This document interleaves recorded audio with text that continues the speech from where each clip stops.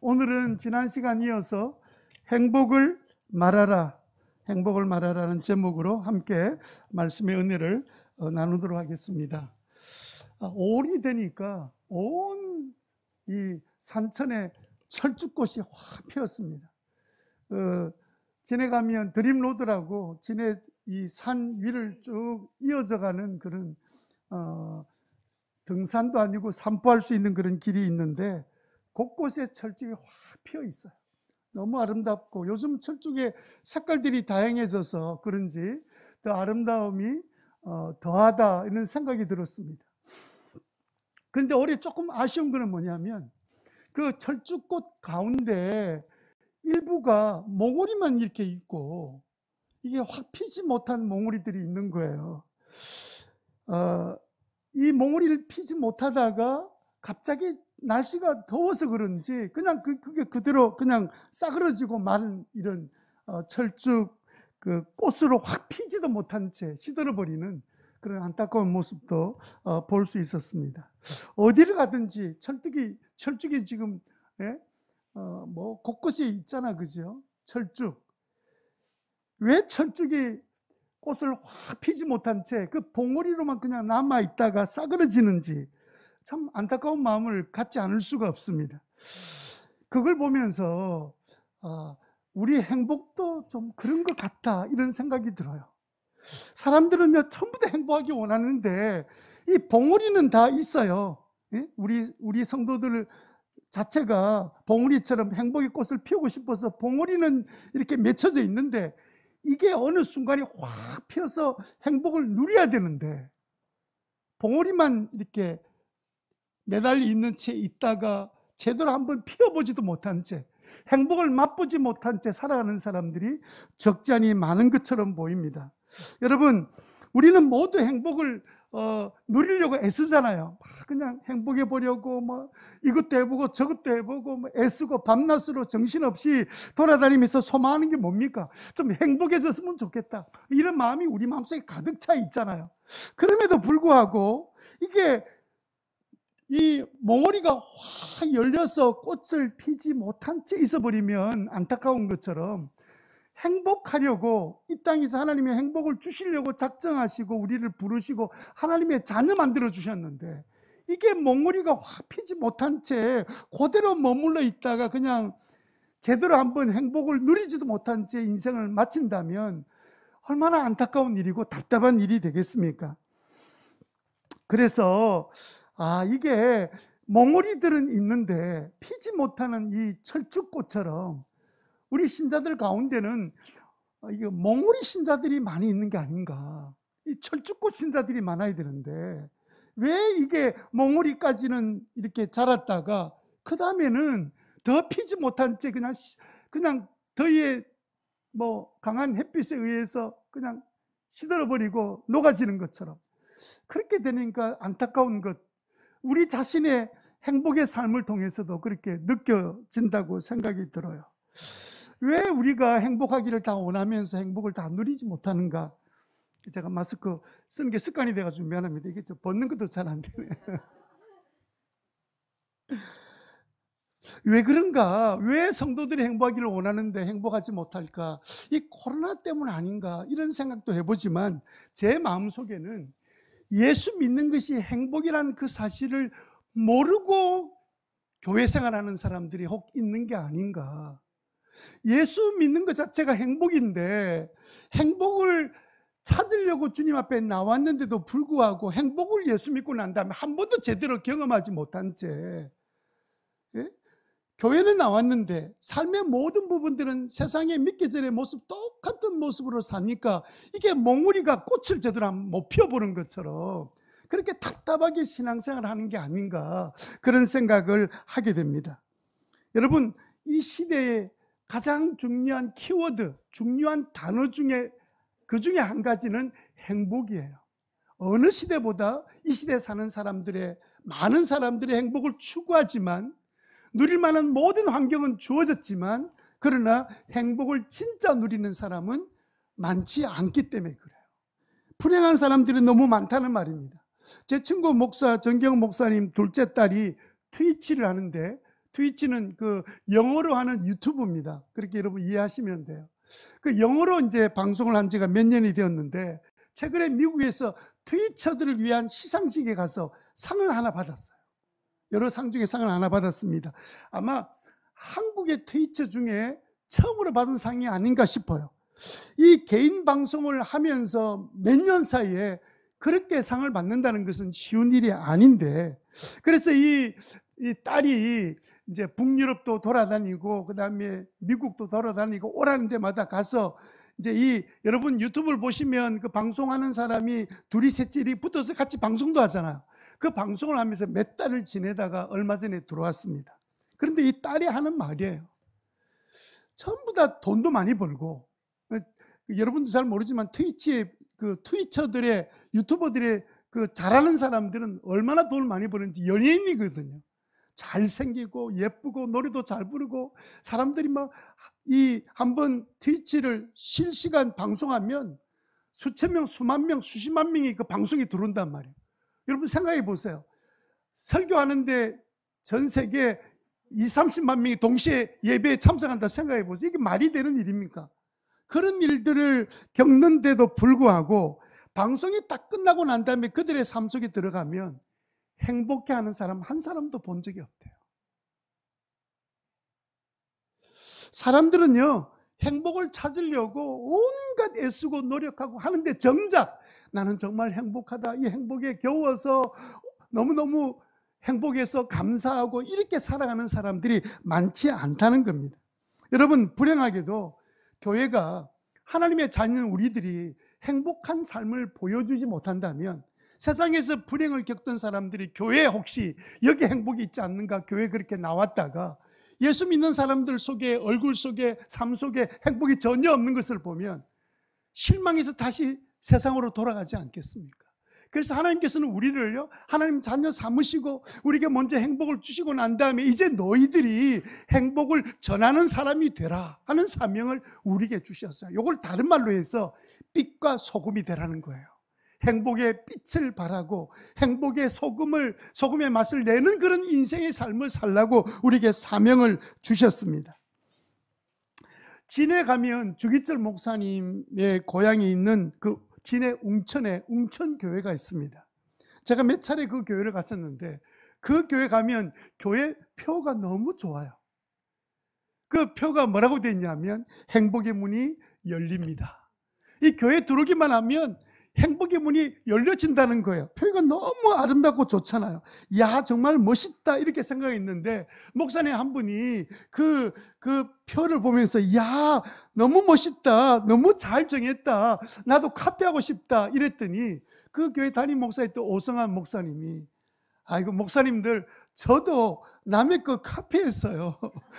제가 만든 것 아니에요. 제가 어느 프로그램을 보고 있었는데 그 프로그램이 언젠가 기억이 나지 않는데 그 프로그램 내용 가운데 행복의 문이 열린다, 그 말을 듣는 순간에 맞아, 교회가 행복의 문을 열어줘야지 어디서 행복의 문이 열리겠나, 이런 마음을 가지고 카피를 했어요. 저도 그 말을 들으면서 카피하고 싶은 마음이 생겼어요. 우리 교회 들어오면 교회가 사실은 행복의 문이 열려지는 곳이잖아요. 그런 은혜가 여러분 가운데 일어나게 되기를 바랍니다. 여러분은 어떠세요? 여러분 행복하세요? 여러분들은 행복의 꽃이 활짝 피었습니까? 아니면 행복하길 바라는데 아직도 몽우리 상태로 한 번도 행복을 제대로 경험하지 못한 채, 그렇게 꽃의 모양은, 예수 믿는 하나님의 자녀의 모양은 있는데 한번 확 피지 못한 채 그렇게 혹시 살고 있지는 않습니까?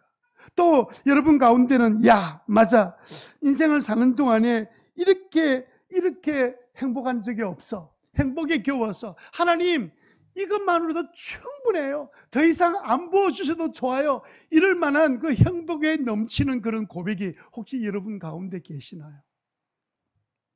우리는 세상 사람들이, 젊은이들이 말하는 것처럼 이생망, 이번 생에는 망했다가 아니라 우리는 뭐라고 해야 돼요?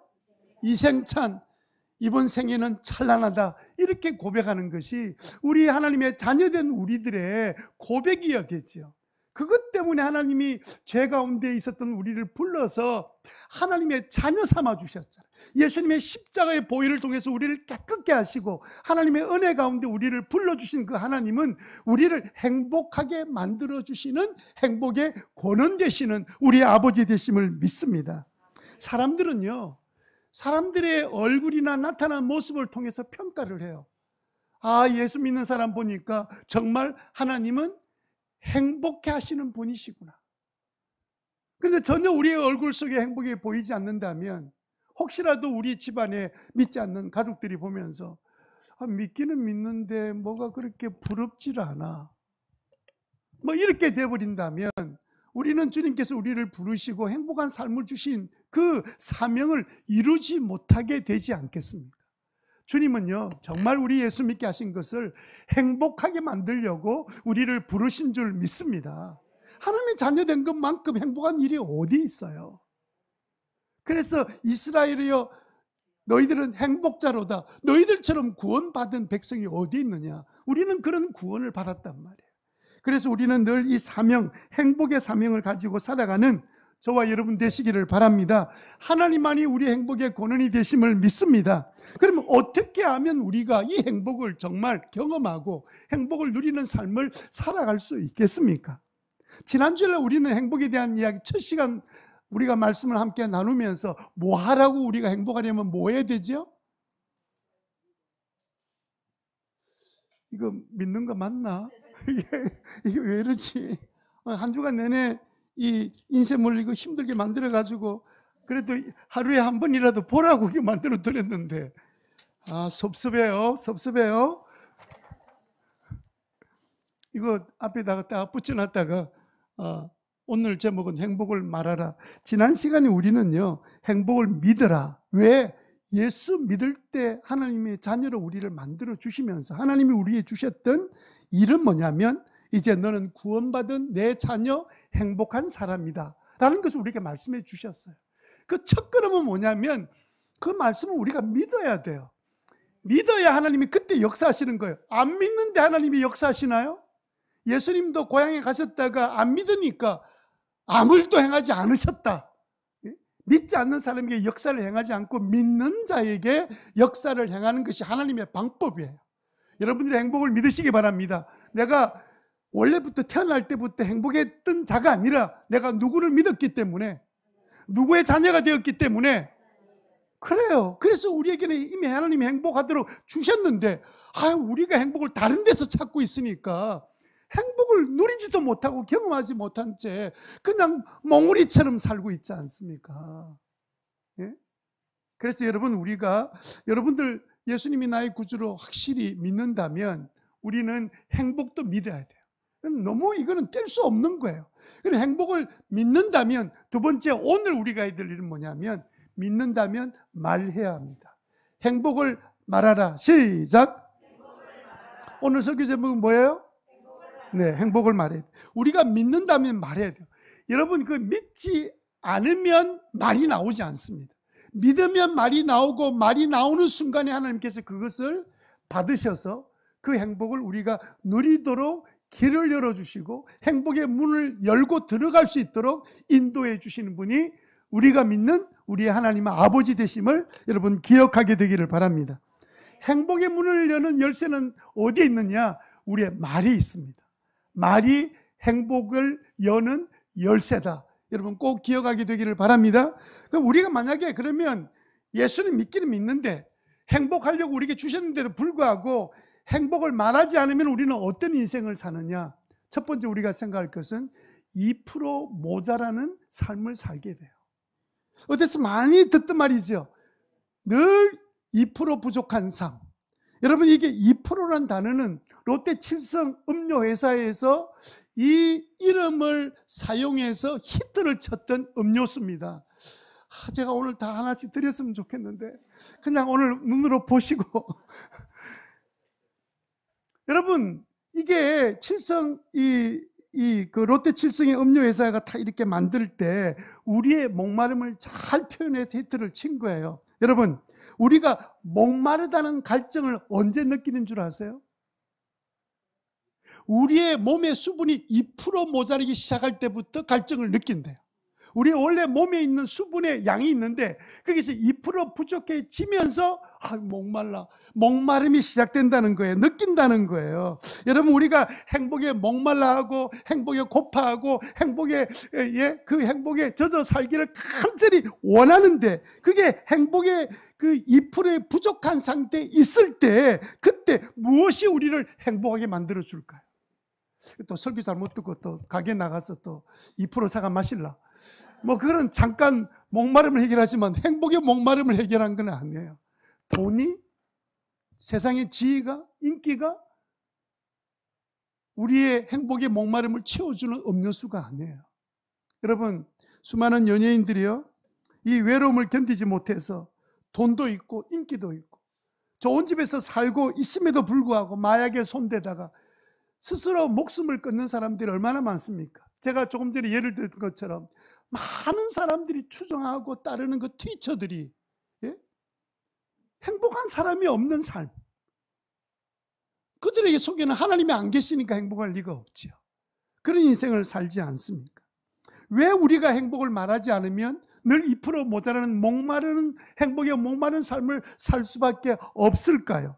그것은요, 말이 행복을 꽃피우기 때문에 그래요. 말하지 않으면 하나님께서 행복하지 못하도록 만들어 놓으셨어요. 말하는 순간에 행복이 피도록 주님께서 우리를 그렇게 만들어 놓으셨습니다. 그러므로 여러분, 행복의 말이 행복의 꽃을 피운다는 사실을 믿으시기 바랍니다. 여러분들이 입술로 고백하셔야 돼요. 그게 믿음의 고백이고 행복을 믿는 사람이 마땅히 걸어가야 될 그 다음 단계예요. 행복을 말할 때 우리에게 행복이 느끼기 시작하고 행복의 문이 열려지는 그런 놀라운 역사가 일어나게 되는 줄 믿으시기를 바랍니다.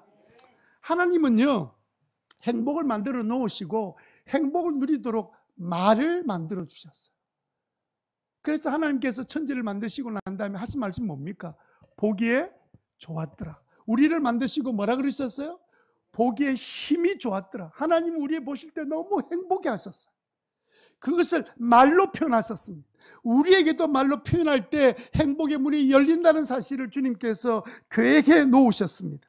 철쭉의 몽우리가 딱 입을 열고 펴야만이 그 아름다움이 드러나는 것처럼 우리의 행복의 삶은 언제 시작되느냐? 행복의 근원 되시는 하나님을 믿는 그 믿음으로 시작해서 우리가 입을 탁 여는 순간에 행복의 문이 열려진다 하는 사실을 여러분 꼭 기억하게 되시기를 바랍니다. 행복의 문을 여는 열쇠는 뭐라고요? 말입니다. 행복의 문을 여는 열쇠는 말이다. 시작!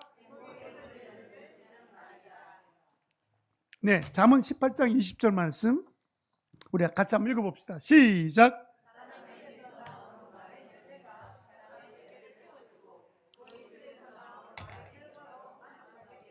네, 보세요. 그랬잖아요. 사람은요, 입에서 나오는 말의 열매로 배가 부르고 몸도 만족하게 될 뿐만 아니라 입술에서 나오는 그 결과로 우리는 만족하게 된다. 이걸 다른 말로 하면 만족은 행복해진다는 뜻이에요. 뭘 통해서요? 우리가 나오는 믿음의 말의 고백을 통해서 내가 행복해지는 거예요. 나는 예수님 믿습니다라고 입으로 고백할 때 그 믿음이 강화되는 것처럼 우리가 행복합니다 라고 우리가 고백하고, 그게 고백을 내가 한다고 나에게 나오는 것이 아니라 행복의 권은 하나님을 믿기 때문에 고백할 때 하나님은 우리에게 행복의 문을 활짝 열어주셔서 누리게 하신다는 사실을 믿게 되시기를 바랍니다. 여러분의 행복을 꽃피우게 하는 것은 뭐라고요? 뭐가 아니고요? 돈이 아니에요. 말이에요. 여러분, 아무리 많이 가져도, 부부가 살면서 온갖 것 다 가져도 서로 사랑의 말을 하지 않는 부부는 절대로 행복하지 않습니다. 그러니까 바람 피우고 다른 짓 하고 다른 행동하지요. 그래서 뭐 요즘은 이혼 2번, 겹으로 3번, 4번 막 계속 늘어나는 이유가 뭡니까? 사람 바뀌면 될 줄 알았는데 자기 입이 바뀌어야죠. 입에서 행복을 말해야 행복이 올 텐데 입을 딱 다물고 그 마음에는 하나님 믿지 않는데 무엇으로 행복이 우리 가운데 차고 넘치게 되겠습니까? 여러분 잘 아는 것처럼 하나님께서 이스라엘 백성들을 애굽에서 건져내셨습니다. 그리고 하나님은 수도 없이 말씀하셨어요. 너희들은 이제 젖과 꿀이 흐르는 그 약속의 땅으로 들어가면 잘되고 번성하리라. 예?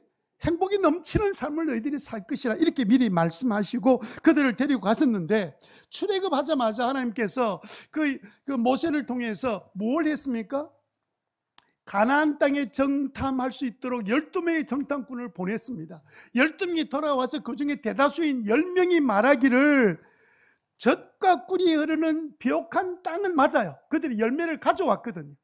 너무 좋은 땅이란 것을 말하면서도 불구하고 그들의 입에서 나온 말은 뭐냐면, 그들을 보니까 우리는 메뚜기에 불과합니다. 우리는 이길 수 없습니다. 저들을 쫓아낼 수 없습니다. 이 말을 하니까 모든 이스라엘 백성들이 울면서 통곡하면서 불평하고 원망하기를, 모세야, 우리가 죽을 데가 없어서 이 광야까지 데려와서 우리를 이 땅에서 죽게 만들려고 하느냐라고 불평했습니다. 그때 하나님이 하셨던 말씀, 민수기 14장 28절 같이 한번 소리내어 읽겠습니다. 시작. 너는 그들에게 이렇게 말하여라. 나 주의 말이다.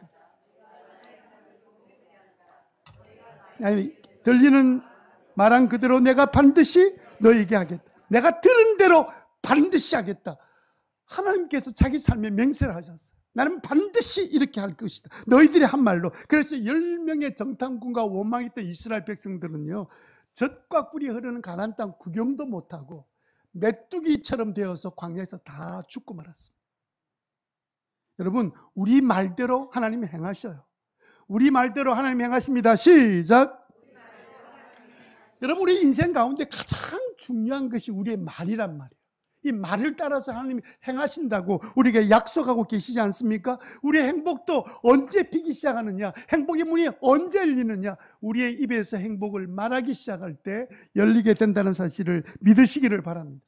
그럼 우리는 어떻게 말해야 행복의 꽃이 활짝 피고 행복의 문이 열려지게 될까요? 두 번째 우리가 생각할 것은 뭐냐면, 좋은 것을 말해야 합니다. 좋은 것을 말하라. 시작. 좋은 것을 말하라. 도대체 이게 무슨 말인가 여러분 궁금하실 거예요. 여러분, 우리 사람들을 보면 좋은 것들이 많습니다. 우리에게, 물론 우리들에게 연약함, 부족함, 예? 참 말도 안 되는 그런 허물들, 이런 것들이 우리에게 있음에도 불구하고, 그렇지만 자세히 보면 우리에게는 좋은 것들이 있어. 인간만이 가지고 있는 뛰어난 점들이 있습니다. 하나님의 형상으로 만드셨기 때문에 우리에게는 좋은 것들이 있습니다. 그런데 우리 눈에 항상 띄는 것은 뭐냐면, 이게 늘 부족하고 약하고 허물투성이만 보이고 좋은 것은 눈에 보이지 않는 거예요.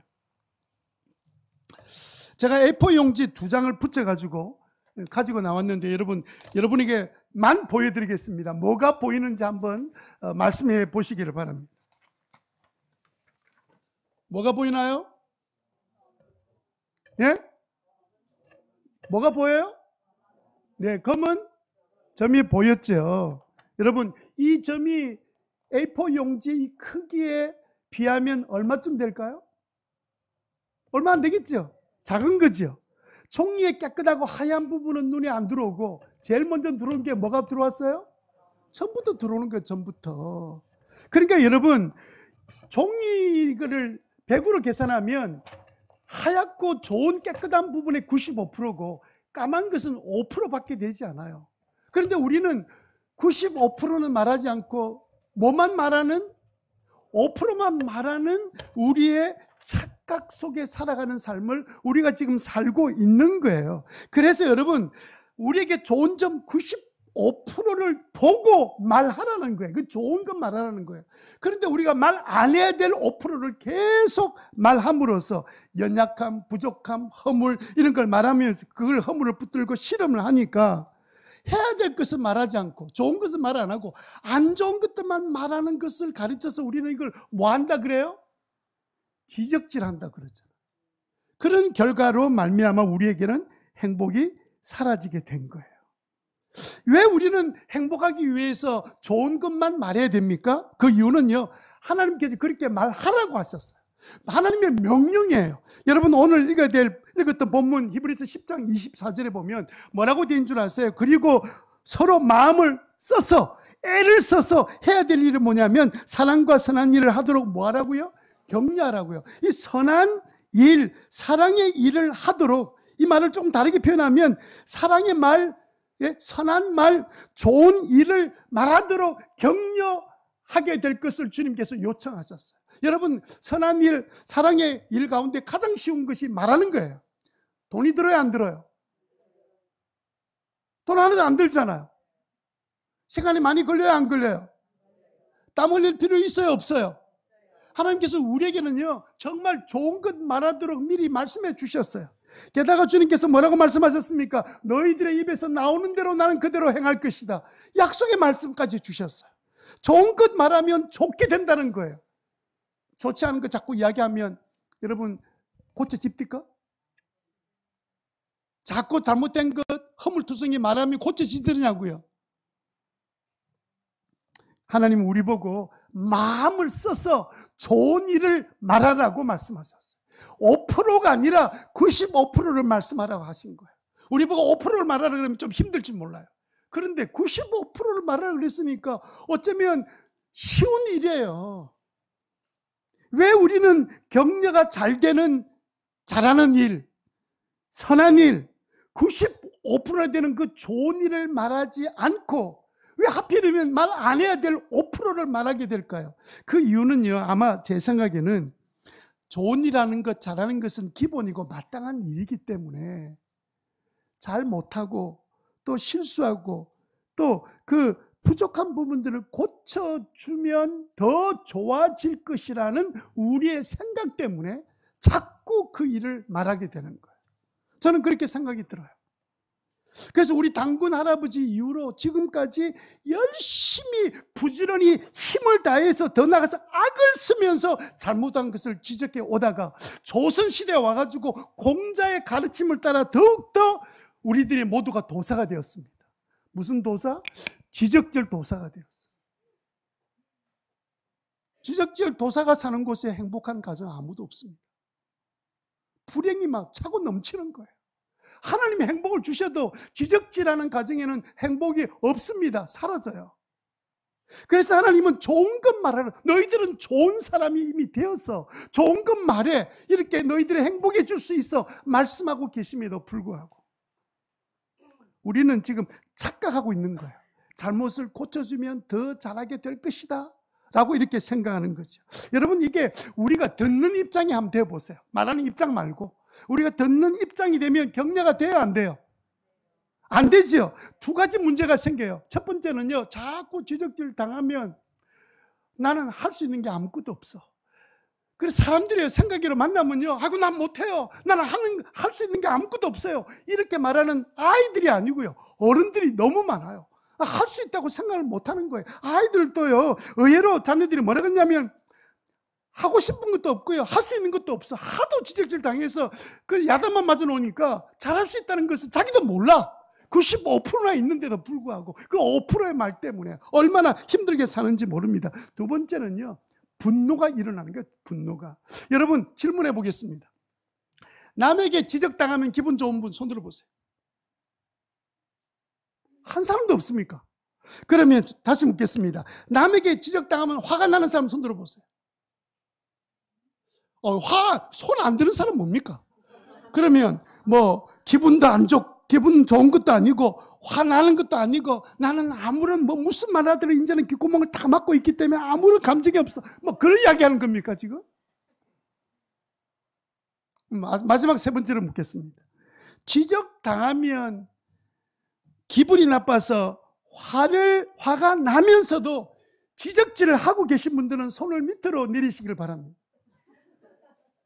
어버이날 손 들어가지고 이렇게까지 손 들어가 되겠습니까? 여러분, 우리는요, 하나님께서 어렵게 신앙생활하게 만든 게 아니고요, 95% 좋은 것 말하도록 만들어 주셨어요. 그런데 어떻게 우리는 이게 잘못된 교육을 받아가지고 꼭 고쳐줘야 돼, 고쳐줘야 바른 사람 돼. 아니, 자기도 못하는 일을, 자기도 기분 나쁜 일을 꼭 하고 마는, 희한한 어떤 분들은 그 사명감을 가지고 가는 사람이 있습니다. 내가 안 해주면 누가 해주겠냐. 이거 좀 제발 안 그랬으면 좋겠어. 그 말도 좀 쏙 뺐으면 좋겠어. 하나님이 하라고 말한 적이 없는데. 한 번은요, 예수님의 죽음을 미리 준비하려고 한 여인이 아주 비싼 향유를 가지고 가서 주님을 섬겼습니다. 좋은 일을 했습니다. 귀한 일이었습니다. 그랬더니 옆에 있는 대다수 제자들과 사람들이 그것 보고는 돈이 아깝다, 허비한다, 아이고 아까워라, 저거 라면이 몇 상자고 저거 주면 없는 사람 얼마나 많이 먹을 수 있는데, 이런 막 비난하니까 여자가 상처를 받은 거예요. 마음이 너무 괴로워했었어요. 그때 들려오는 행복한 음성이 들려왔습니다. 한번 읽어볼까요? 마태복음 26장 10절 말씀 시작. 예수께서 하시고 그들에게 이르시되 너희가 어찌하여 그가 내게 좋은 일을 왜 괴롭게 하느냐? 그는 나에게 무슨 일 했다고요? 좋은 일 했다. 좋은 일. 예수님의 좋은 일이라는 것을 좋은 말로 하니까 그 여인의 마음속에 기쁨이 생기고, 그리고 이 사건이 지금까지 전해지게 될 것이다. 주님 말씀하셨잖아요. 그런데 그 비난했던 사람들의 말은요, 상처만 줄 뿐이에요. 우리도 들으면 기분 나빠. 예? 내가 그 여인도 아니고 내가 그 항류 사는데 뭐 돈 10원 보탠 것도 없는데도 불구하고 그렇게 말하는 그 제자들을 보면서 아이 싸가지, 미안합니다, 이 정도라고 맞춰야 될 것 같아요. 왜? 우리는 그래서 예수님 따라서 좋은 말을 하셔야 돼요. 좋은 말. 예수님 좋은 일 말씀하고 계시잖아요.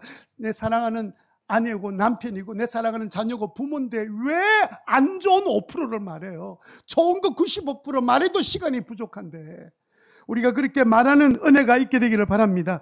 좋은 것 좋다고 말하고 안 좋은 것을 좋다고 말하자는 게 아닙니다. 잘한 것 잘한다고 말하고 가능성 있는 것을 말해 줌으로써 희망을 가지고 행복의 삶을 살도록 만들어주자. 이것을 다른 말로 하면 격려란 말이에요. 격려. 오늘 우리 본문 말씀에 격려하라고 말씀하시잖아요. 매일 경제신문에 실렸던 칼럼인데요, 세계 굴지 회사 가운데 GE라는 회사가 있습니다. 이 회사의 최고 경영자로 20년 동안 있으면서 그 회사의 그 시가 총액을 40배로 늘렸던 한 위대한 인물이 있었는데, 전설적인 CEO였던 잭 웰치라는 사람. 이 사람은 세계적으로 유명한 사람이고, 경영학 공부하는 사람, 이 사람의 책을 그냥 여러분 가운데 내가 좀 제대로 장사를 해야 되겠다 그러면 이분 쓰신 마지막 책이 있습니다. 그 책 사보셔야 돼요. 너무 어려운 책이 아니라 정말 필요한 말들이 있는데, 이 사람이 이렇게 유명하게 되었던 것은 그 어머니의 말 때문에 그래요.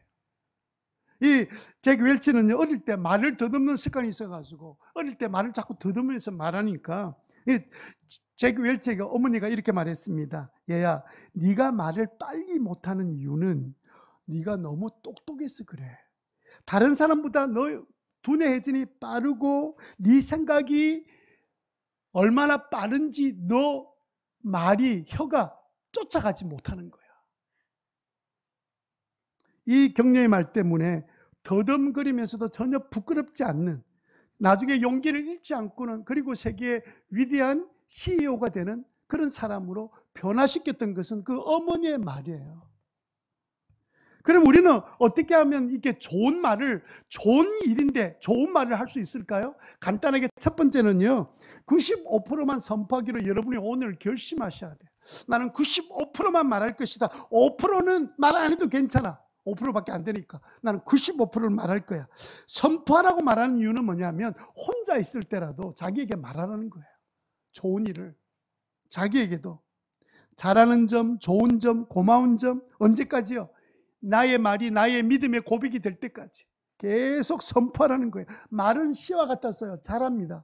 씨를 뿌려놓으면 싹이 나고 자라듯이 우리가 말을 던져놓으면 그게 싹이 나서 자라게 돼요. 하나님께서 그걸 거두게 만들어 주실 거예요. 여러분, 그래서 언제까지 열매 맺는 시간이 될 때까지 우리는 선포하는 거예요. 그런데 다 이렇게 되기를 원하지요. 그런데 이게 좋은 것을 계속 말하는 것이 쉽지 않죠. 마음대로 잘 안 되죠. 그럴 때 우리는 어떻게 됩니까? 두 번째로 성령 충만을 구해야 합니다. 야고보서 3장 8절에 보니까 혀를 능히 길들일 사람이 없다. 내 혀를 내가 길들이는 게 아니에요. 아무도 길들일 수 없다. 그렇게. 그럼 누가 내 혀를 길들일 수 있습니까? 성령님만이 할 수 있다는 거예요. 마가 다락방에서 120명도가 모여가지고 함께 막 열심히 성령 오기를 기도했더니 열흘 만에 성령이 오셨는데, 제일 먼저 오셔서 하신 일이 뭐냐면 사람들의 혀를 바꿔 놓으셨어요. 언어를 바꿔놓으셨습니다. 하늘의 언어가 터졌습니다. 방언이 터졌습니다.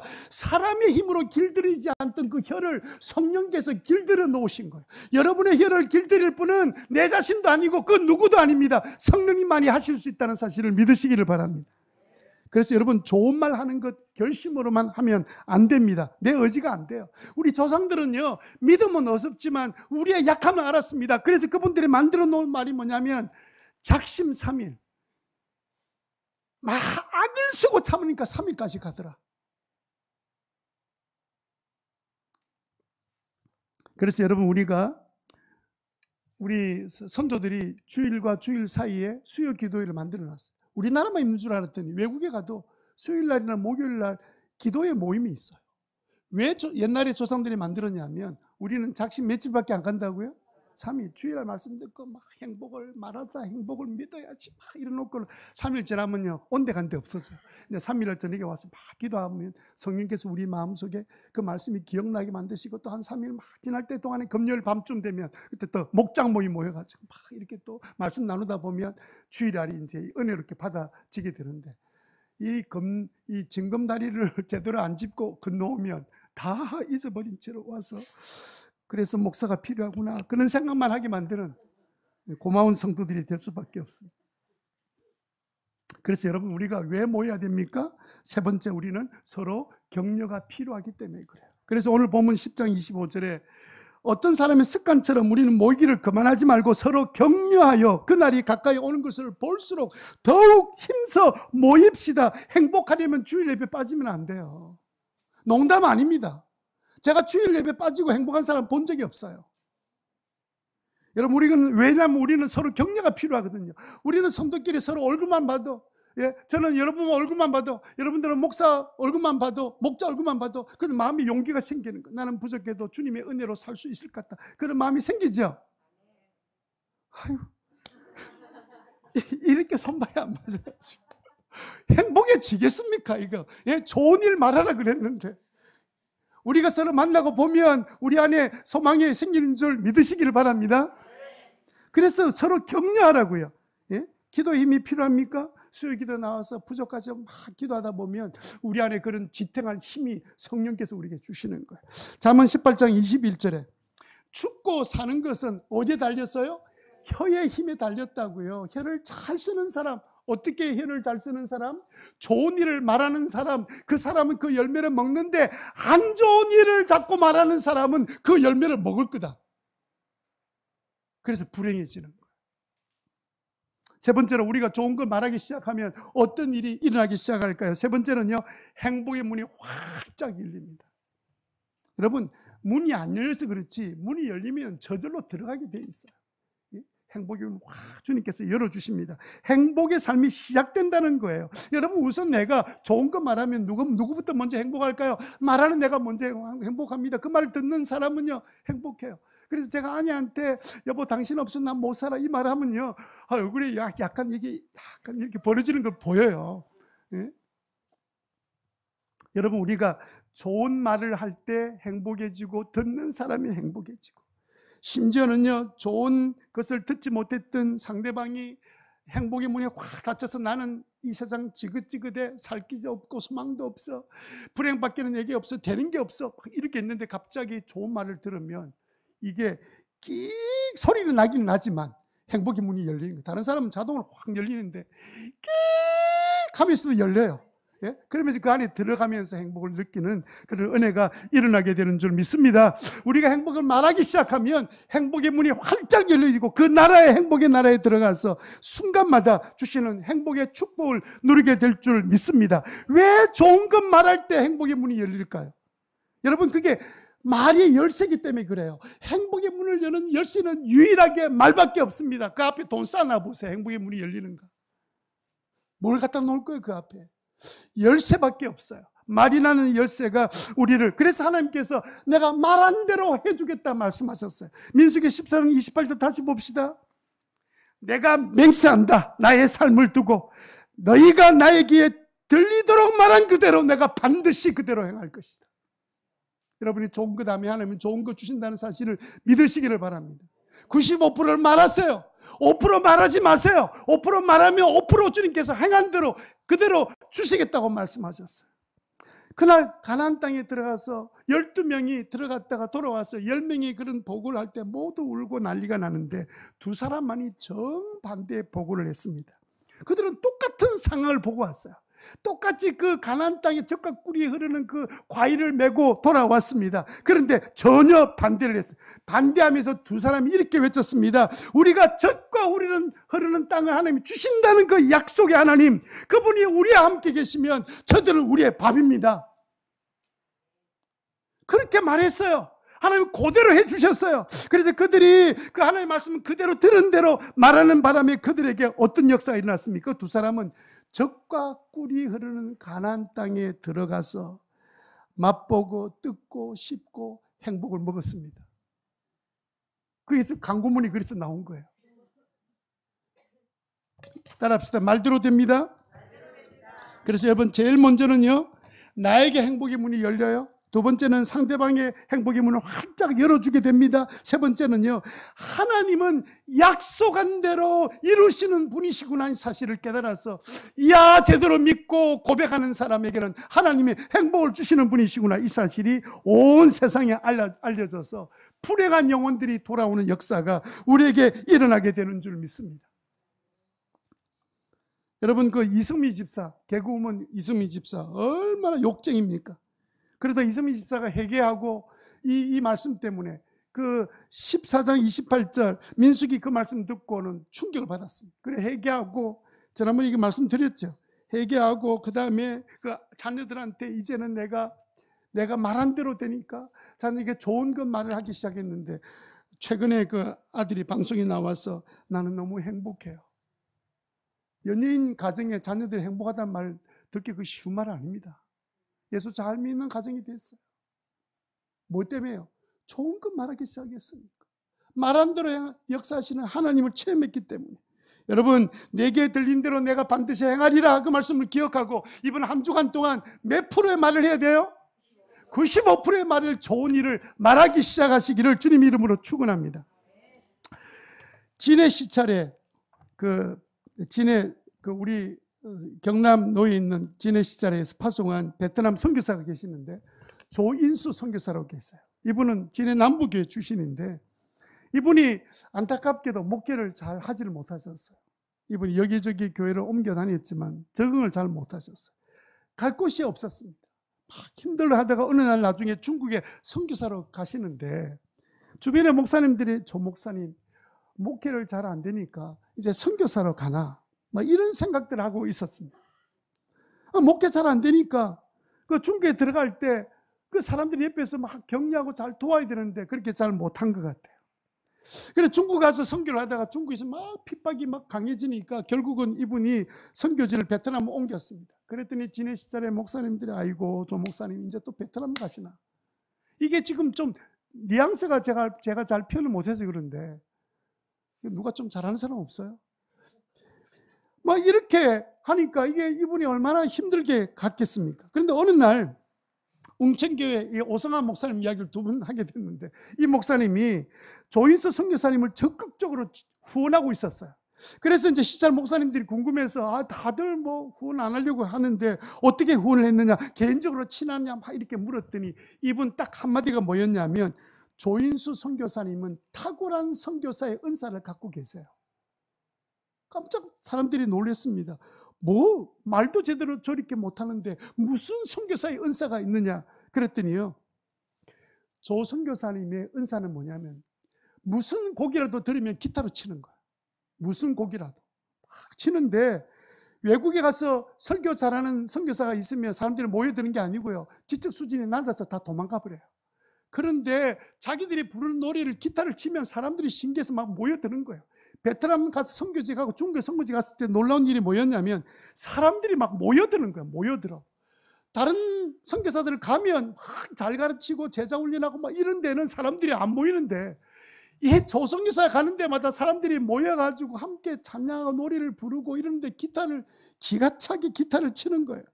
여러분, 이렇게 하니까 사실은 뭐 선교제 가서 뭐 유창한 말로 잘 전하는 것도 중요한 일이지만 그것보다는 간단한 말이라도 복음을 전하고 그들과 함께 어울려 사는 게 중요하잖아요.